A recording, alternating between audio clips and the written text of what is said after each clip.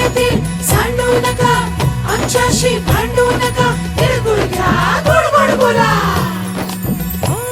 आला संक्रांतीचा सण, पोटी सुखाचं ग